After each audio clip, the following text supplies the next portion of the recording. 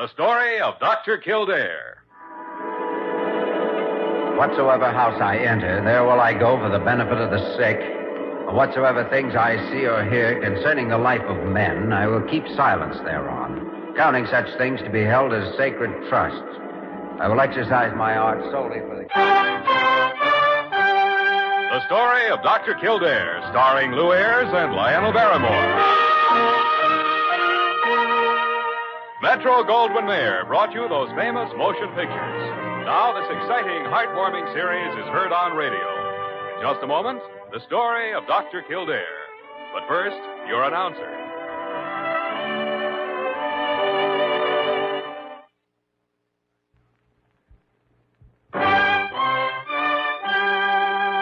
Now, the story of Dr. Kildare, starring Lou Ayres as Dr. Kildare and Lionel Barrymore as Dr. Gillespie.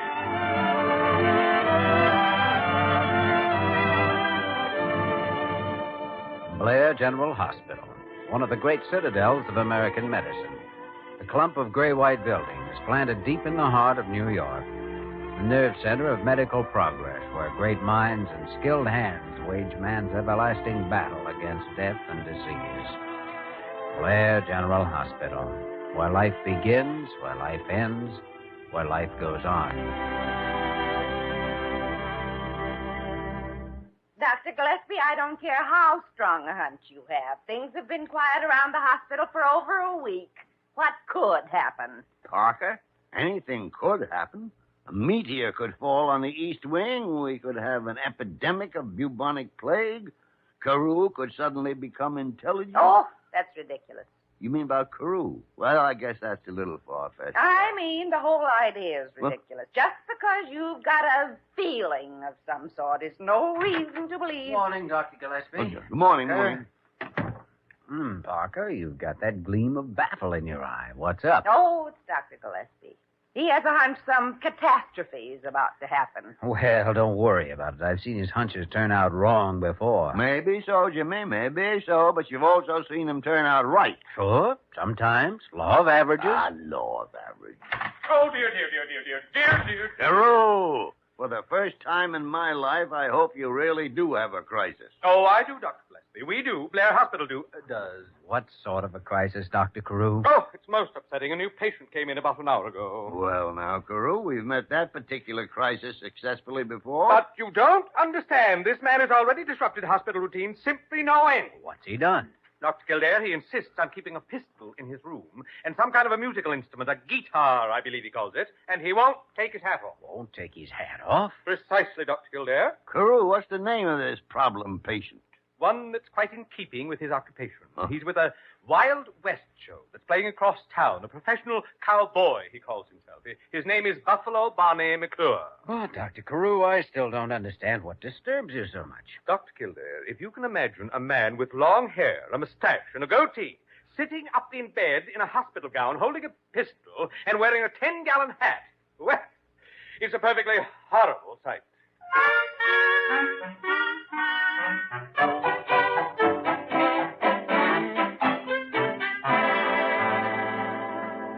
Boys, I want to tell you that I ain't never been sick a day in my whole life till this happened. I see. And the pain seems to center in the upper abdomen around here? Oh, careful, Doc. My innards is mighty tender. They're mighty tender. Mr. McClure, what about that fall you took from your horse last night at the show? Oh, shuckins, that weren't nothing.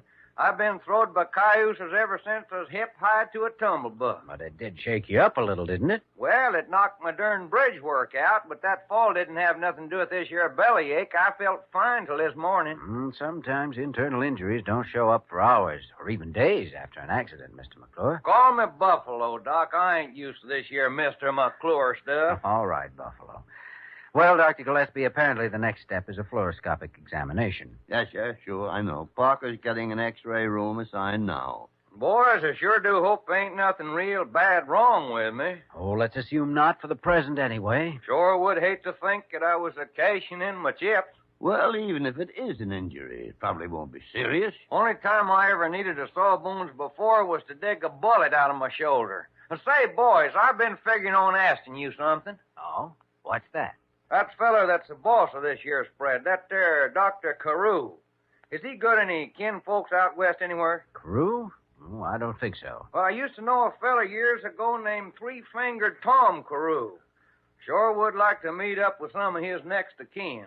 Well, I doubt very much if any relative of Dr. Carew's would let himself be called Three-Fingered Tom. Come in. Oh, it's you, Parker. Come in. Dr. Gillespie, I've got all the arrangements taken care of. You can have X-ray room number 8 in 30 minutes. Oh, fine, Parker. Fine. Well, boys, ain't none of you going to give me a howdy-doody to this charming little lady? Well, Parker, this is Mr. Buffalo Barney McClure. Miss Parker will be your nurse. how do you do, Mr. Buffalo? Well, now, I reckon you're just about the prettiest little urine that's come down the chute in about 4 months of Sunday. Really? Buffalo, are you quite sure you know what you're saying? Why, you doggone right, boys. This is my kind of a filly, fresh and sweet as a cattle range in April. Kildare, there's only one explanation. This man's worse shape than we thought.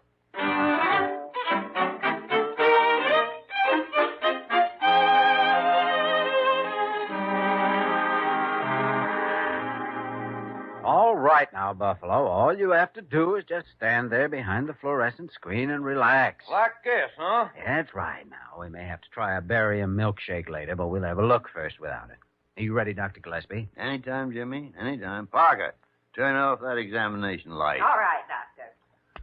Boys, you sure this ain't gonna hurt me none? Don't you worry, Buffalo. I'm right here with you. Yeah, I'd say that any danger which may be threatening you is not from the X-ray machine. Well, but it makes a fella feel kind of immodest to have a contraption of looking right through your innards this way. Don't worry. You won't feel a thing. Ready, Jimmy? Right. Mm-hmm. Let's see now. Esophagus here, and... Oh, this would be a mighty fine thing for a poker game. You could see right through the card. Lungs are clear. You could see the aces. How about it, boys? Are you finding anything? Not yet. You know, there seems to be some distortion of the stomach, though. Yeah, I noticed that, Jimmy. But what I don't see... Look. Over here. Huh? Well, now, what in the tarnation can... Don't you recognize what it is? Recognized by the great horn spoon. It's fantastic. Well, boys, let's have a showdown. What am I suffering from? Your teeth, Buffalo. My teeth. Mm-hmm. From that dental bridge work you lost last night. You swallowed it. It's lodged in your stomach. Well, holy cow. That's why I couldn't find it nowhere. Well, you weren't looking in the right place, that's all.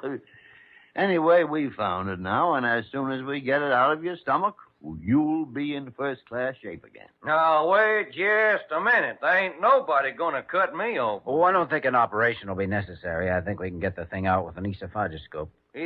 What? Esophagoscope. Oh. It's an instrument designed to reach down a patient's throat and into his stomach. Just like a darn sword swallower. No, you don't, boys. That is out. Now, let's be reasonable about this. If that thing isn't removed right away, it may cause serious trouble for you. I don't give a hoot and a holler what it may cause. And there's a six-shooter down there in my room that says ain't nobody gonna cut me open nor shove nothing down my throat. And that's for sure. That's for dang sure.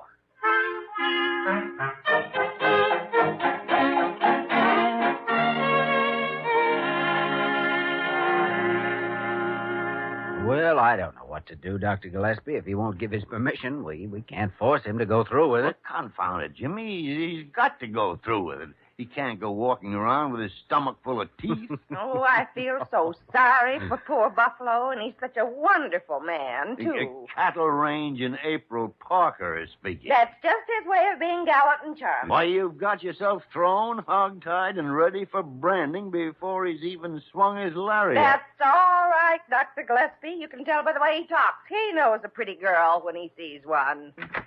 No, come in, Dr. Carew. Gentlemen, I just saw your diagnosis in the Buffalo Barney case. Yes, another oddity for the hospital files. That man himself is an oddity, Dr. Kildare. Careful, Carew. You're speaking of the man Parker loved. Oh, Why, Miss Parker, I certainly hope you're not guilty of any irregularity. of course not. Dr. Gillespie, sometimes you make me so mad, An eccentric sort of woman. Well, for Fortunately, gentlemen, it shouldn't take long to remove those dentures and get rid of this Buffalo person once and for all. I'm afraid it's not that simple, Dr. Carew. He's refused to let us do anything at all for him. But he can't do that. Why, he's already incensed the entire fourth floor by playing that guitar and singing at the top of his voice. The man is utterly mad. Oh, now that's unkind, Dr. Carew. Besides, Buffalo seems to have quite a high regard for you. In fact, he was asking whether you might be related to an old acquaintance of his named Three-Fingered Tom Carew. Dr. Kildare, I can assure you that no member of my family has ever been referred to as Three-Fingered Tom. Oh, that's exactly what we told Buffalo Barney. Yeah, and in a way, it's too bad, Carew. You and our elderly cowboy patient might have become close friends. I can hardly imagine myself becoming close friends, as you call it. Yes, I know, Dr. Carew. However, we have an idea. Idea? Yes. Yes, if you were to tell Buffalo Barney that you are related to Three-Fingered Tom, nephew, I think. Nephew? That's right, sure. He believes you to be a relative of a friend of his. Then he'll accept your advice and give his permission for immediate treatment, don't you see? Not too clearly. Carew, it'll solve the problem in nothing flat. You think so? Oh, yes, indeed I do. And now we'll excuse you so you can go up and tell him right this minute. Dr. Kildare, why are you pushing me? Well, we don't want to detain you, Dr. Carew. Here's the door. Dear. Confound it, Jimmy. He'll bungle it just as sure as you're born. What? You had a premonition that something was going to happen. I don't know. Maybe we'd better follow him.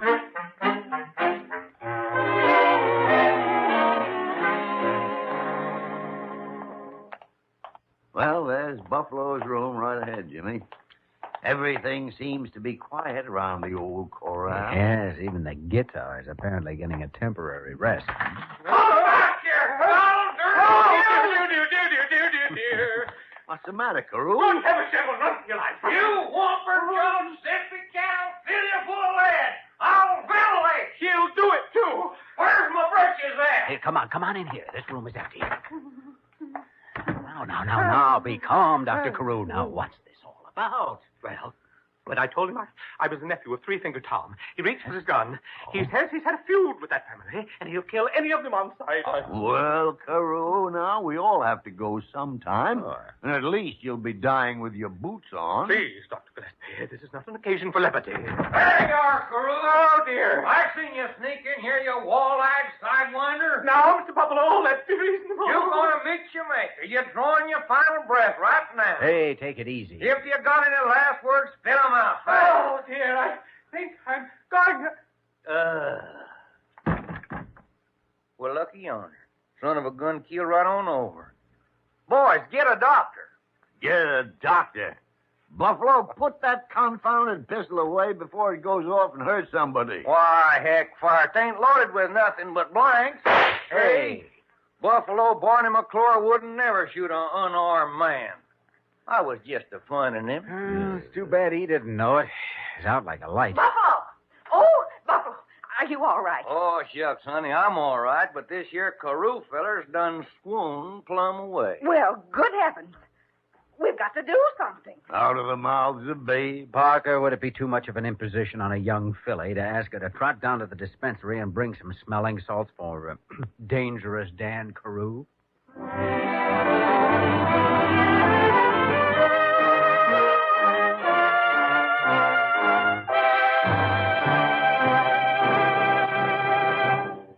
We will return to the story of Dr. Kildare in just a moment.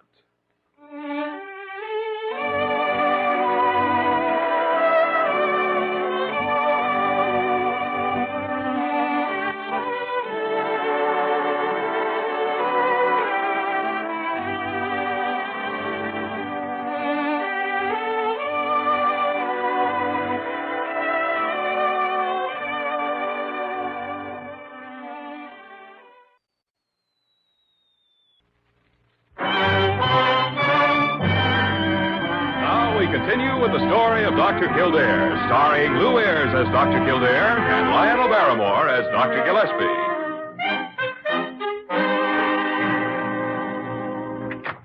Oh, Kildare. Busy, Dr. Gillespie? No. Come on in, Jimmy. Come in. How's your patient? Oh, self-styled grand old man of the West is propped up in bed serenading Prairie Flower Parker at the moment. And Carew? Well, he's resting quietly, locked up in his suite. He ought to be locked up somewhere. I don't know. I think he'd manage to get into some kind of a predicament even in a padded cell. Yeah, the nincompoop. And since that idea of ours didn't work, you still got the problem of Buffalo. What are we going to do now? Release him and forget about him, as long as he's so confounded stubborn. Well, that's all we can do, I guess, unless he decides to cooperate. But I hate to leave it that way. It's dangerous. Yeah, that bridge work could start an irritation that might become pretty serious in a little while. But what can you do? It's just it. I don't know. Wish I did. Jimmy, a doctor can't afford to worry about impossibilities. Once he's done all he can, well, he's got to let it go at that. How can you be sure that you've done all you can? I mean, sometimes you have... Oh, the violet is blooming in Texas, but they won't bloom for me very long. Well, now, it's our little girl of the Golden West. No, I'm just so happy today, Dr. Gillespie, that it doesn't matter what you say. It doesn't matter at all. But why so starry-eyed, Parker? I didn't know you were such a great lover of Western folk songs. No, but it's the way Buffalo sings them, Dr. Kildare. He's terrific. Only a cowboy's sweetheart. He's such a man of the great outdoors. A man's man, if you know what I mean. Well, then where do you come in? I think that once a man has lived in the Western range country, there's a flavor that clings to him the rest of his life. Yeah, sure. Especially to his boots. And what a life for a girl. Up early in the morning to watch the rosy-fingered dawn steal out of the east. While you're chopping firewood for the kitchen stove. Then down to the little house and back to gather up the eggs for breakfast. Oh, so you're going to keep chickens on the ranch. Well, a few hens, I think. Just for the eggs. Oh, none of this is real, of course, Dr. Gillespie. I'm just dreaming, that's all. Well, Parker, as long as that's what you're doing, it'd be nice if you could dream up some way of getting Buffalo to let us take that bridge work from his stomach. Oh, I forgot to tell you, Dr. Kildare. He's already agreed. He's already what? Agreed to let you go ahead with the treatment. Ooh. You see, he's doing it for me. You should never underestimate a girl's influence on a man's heart. It's not his heart, Parker. It's his stomach. And if you're a girl, I'm a mere puling infant. Oh! You're looking a gift horse in the mouth, Dr. Gillespie. Come on, let's go to work.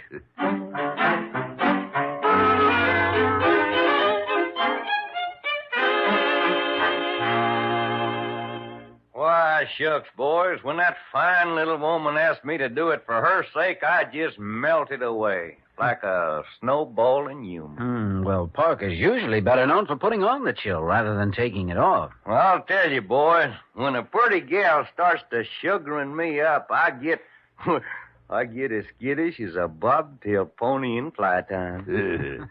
And apparently the same effect can be achieved by a horse-faced old maid. Doc, I sure would hate to think you was casting some of them aspersions on that little gal. No, Buffalo, nothing like that. Dr. Gillespie has a peculiar sense of humor, that's all. Yeah, I'm a veritable clown. As a matter of fact, I've often suspected him of being an unsuccessful suitor for the affections of that same little lady. Kildare. Well, Doc, all I can say is let the fight be fair, and I hope the best man wins. Well, I hope not. What the tarnation would I do with her? Come in. Well, howdy, Miss Parker. Howdy, Buffalo. I sure hope you... Oh, Dr. Gillespie. Howdy, Parker. I have everything ready now in the X-ray room. You can go ahead whenever you like. Good. Let's get started then. Now, just hold your horses a minute there, boys. I was hoping that maybe we could do this thing tomorrow or maybe the next day. There's no point in putting it off. The sooner it's done, the quicker it's over. Yeah, but doggone it. More I think about having that easel of whatchamacallit shoved down my gut, the more I just wonder. But, Buffalo, you just can't back out now. Why, you've already promised the little lady there. Yeah, I know it. Oh, darn it, but I'd rather be hog-tied and branded. Courage, Buffalo. The eyes of Texas are upon you. They are? And a promise is a promise. Doc, I reckon you're right at that. Of course I am. Why, it's a matter of honor between a man and his own conscience. You speak in a language we savvy out in God's country, mister. Then what do you say? Why, my duty's as clear as a beller of a bull calf on a frosty morning. Miss Parker, would you do me the honor of handing me my boots?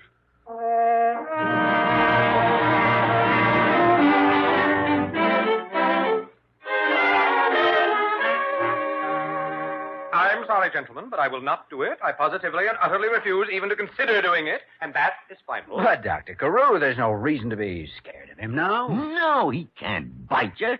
His teeth are right there on the table. I am not scared. I simply will not have anything more to do with that man. Well, in that case, Dr. Carew, I'm afraid you'd better expect trouble. Trouble? Oh, yes.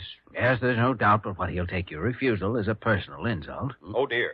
And, of course, by the code of the West, that calls for a gunfight. Oh, dear, dear. This time with real bullets, not blanks. Oh, dear, dear, dear. I imagine he's a deadly shot. Oh, dear, dear, dear, dear, dear, dear, dear. Oh, suppose we go pay our respects to your dear, dear friend, Buffalo Barney McClure. Oh, dear.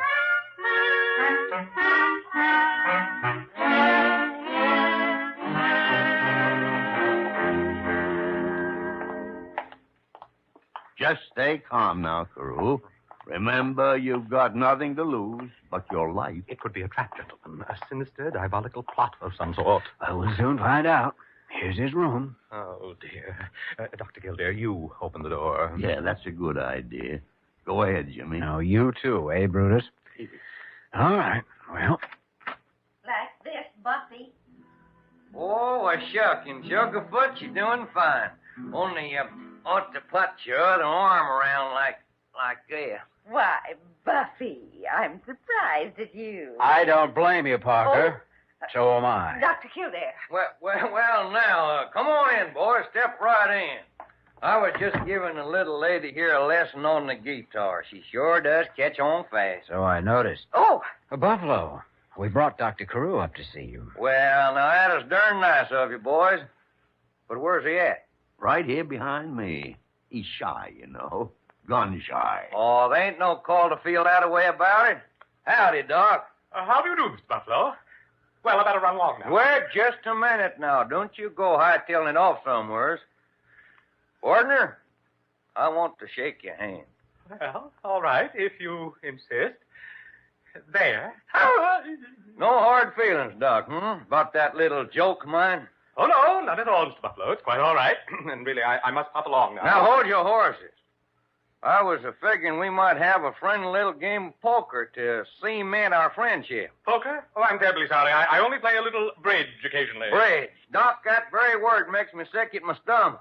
Miss Parker, would you do me the favor to reach down inside that guitar and latch on to a deck of cards? Now, really, Mr. Buffalo, I tell you, Shucks, now, don't you worry, Doc. We'll figure out some simple little easy game. Yes, I know, but... And another thing, Miss Parker, hand me my six shooter there. of course, Buffy. No, just a moment. This won't hurt you, Doc. Only take a couple of minutes.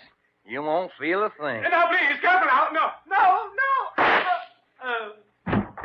You see, Doc, you wasn't in no danger. I just using blanks. Never mind, Buffalo. I don't think he hears you. Parker, will you go get those smelling salts again? The intrepid Dr. Carew is just swooned plumb away.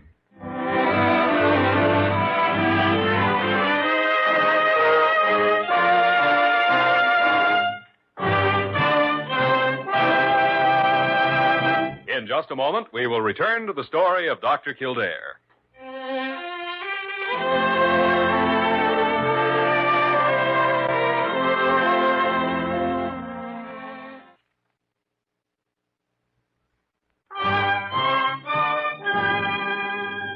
And now, once again, the story of Dr. Kildare, starring Lou Ayres as Dr. Kildare and Lionel Barrymore as Dr. Gillespie.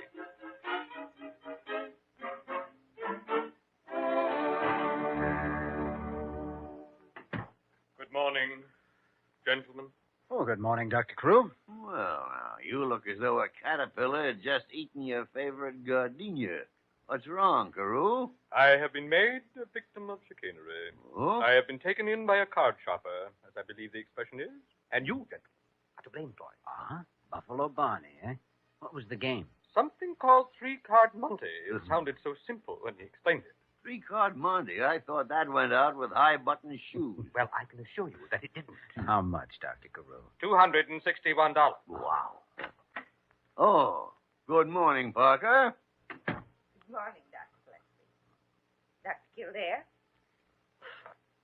Dr. Carew? Well, now, this doesn't sound like love's young dream. Dr. Gillespie. Mr. McClure was released from this hospital a couple of hours ago. Hmm? And I don't ever want to hear his name mentioned again. What happened? His wife met him in a taxi. His wife? It seems that she's a bareback rider with the same Wild West show he's in. And furthermore, she looks it. Miss Barker, as a fellow victim of that same scoundrel, may I offer you a cup of coffee at Sullivan's? Why, thank you, Dr. Carew. I heard about that card game. But after all, what he took from me was something more precious than just money. Hmm? My whole heart and soul. Oh, thank you. Well, Dr. Gillespie, it would seem that Buffalo Barney was quite an operator. I guess we're lucky he didn't put the bite on us. Jimmy, speak for yourself. What? Just before he left this morning, he sold me 2 tickets to that Wild West show here. Well, what's wrong with that? I'd kind of like to see it myself. Well, so would I. But according to the morning paper, the show wound up its New York engagement last night.